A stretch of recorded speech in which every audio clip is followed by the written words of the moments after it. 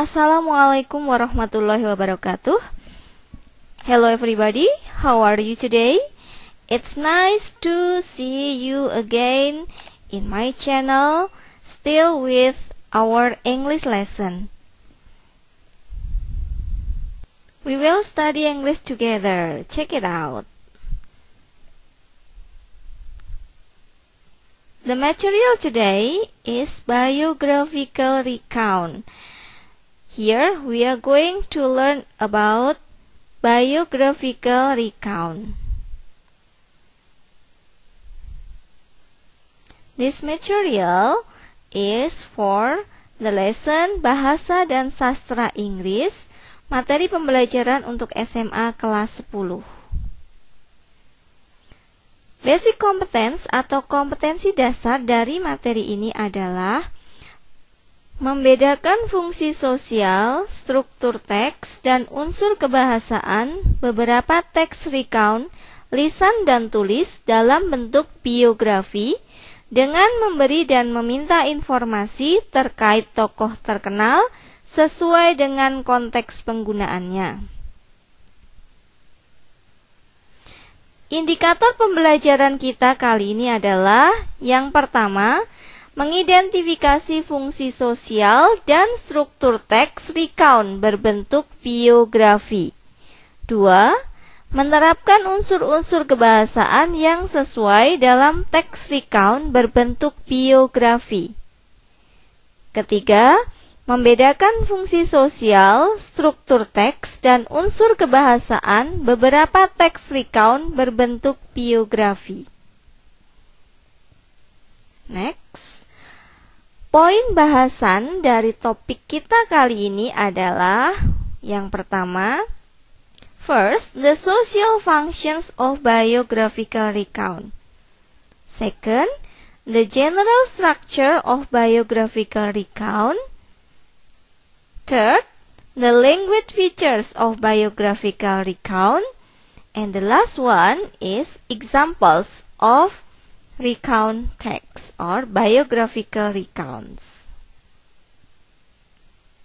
Let's go to the first material, the social function of recount texts.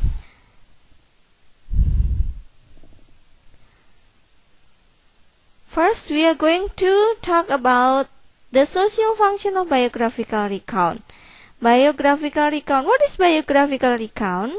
A biographical recount or biography is a written of the series of events that make up a person's life.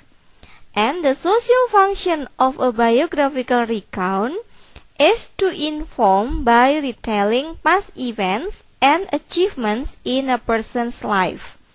Jadi, biographical recount atau biografi itu adalah bentuk tulisan tentang serangkaian kejadian yang menceritakan kehidupan seseorang. And the social function atau fungsi sosialnya adalah memberikan informasi dengan cara menyampaikan kembali kejadian-kejadian di waktu lampau serta prestasi atau pencapaian dalam kehidupan seseorang. Next, we go to the general structure of recount texts.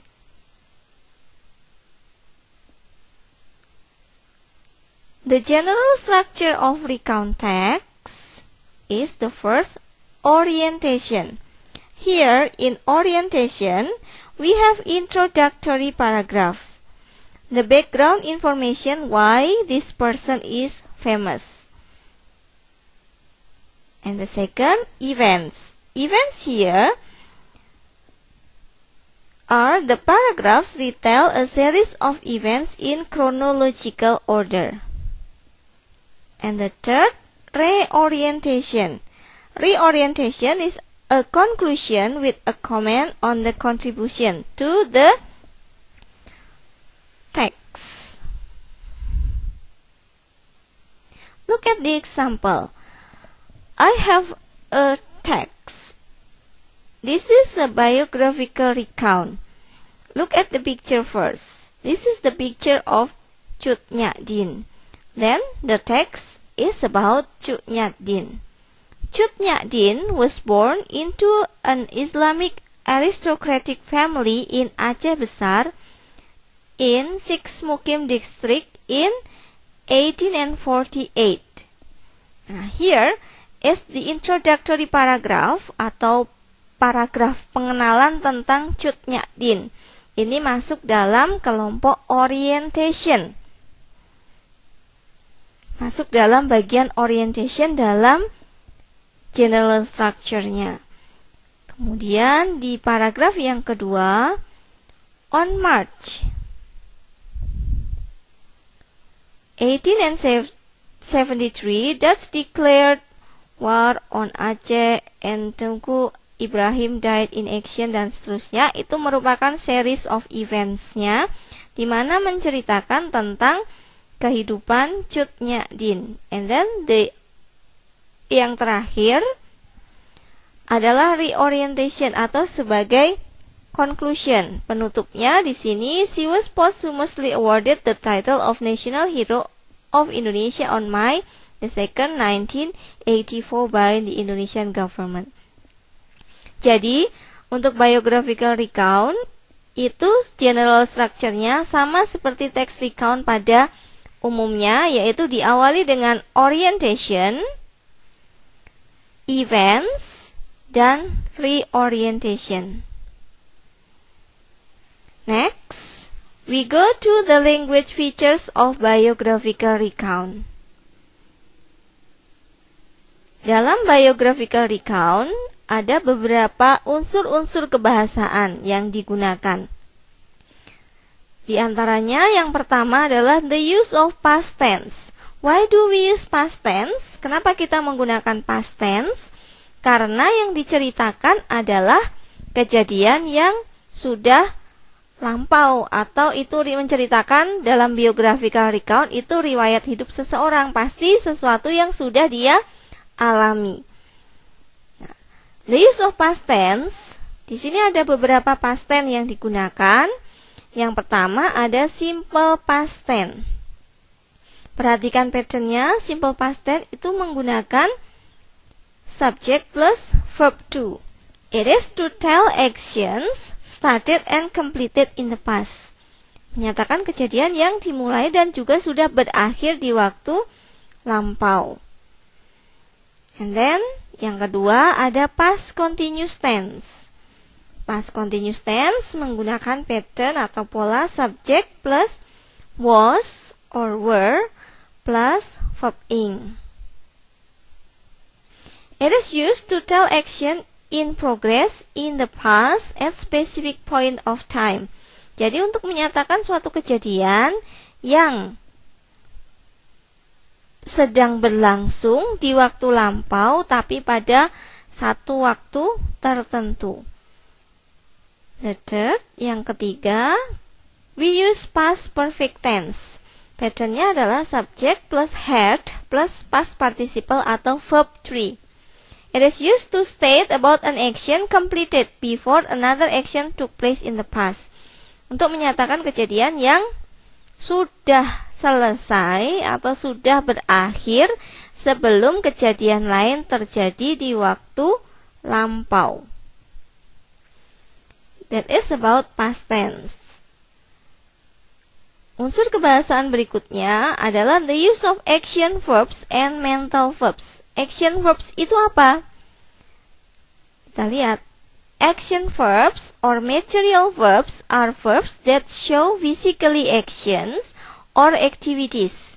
Jadi, action verbs itu adalah kata kerja yang menunjukkan tindakan atau aktivitas yang bisa dilihat secara fisik. Look at the example. For example, worked, jumped, ran, etc. Jadi kata bekerja, kata melompat, kata berlari itu bisa dilakukan atau dilihat secara fisik, maka dikatakan sebagai action verbs. And mental verbs are verbs that state abstract actions or feelings. For example, thought, knew, felt, learned, etc. Jadi kalau mental verb itu adalah kata kerja yang menyatakan suatu tindakan atau perasaan.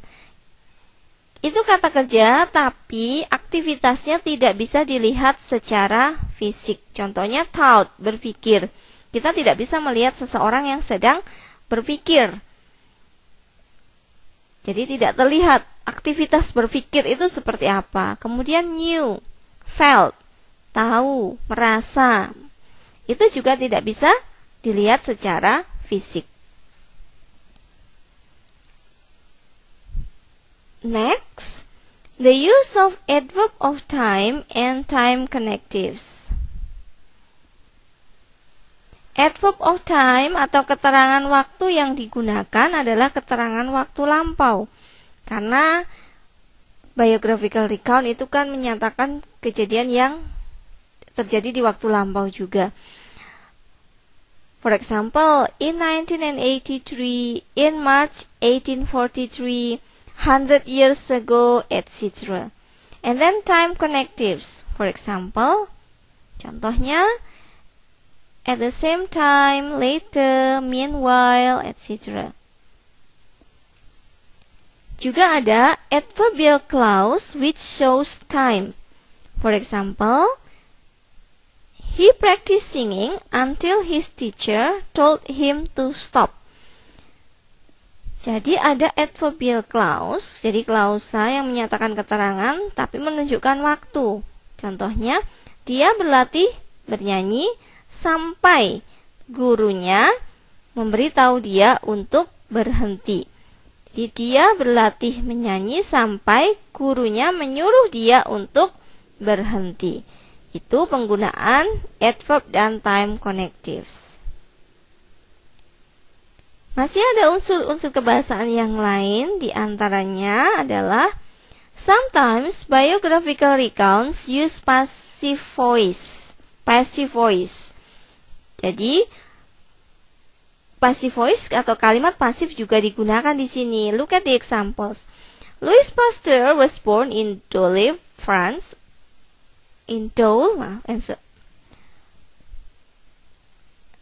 Sometimes biographical recounts use passive voice. Look at the example. Louis Pasteur was born in Dole, France on December 27, 1822. Louis was exposed to science as a teenager.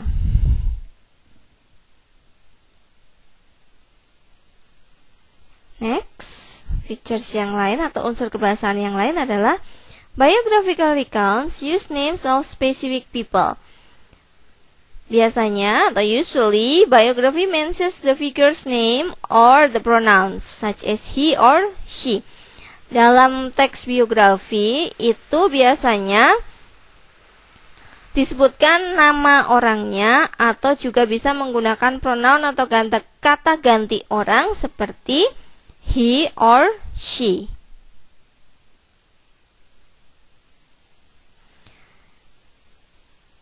Okay, we have other example. You will watch a video, then you will listen to the example of biographical recount.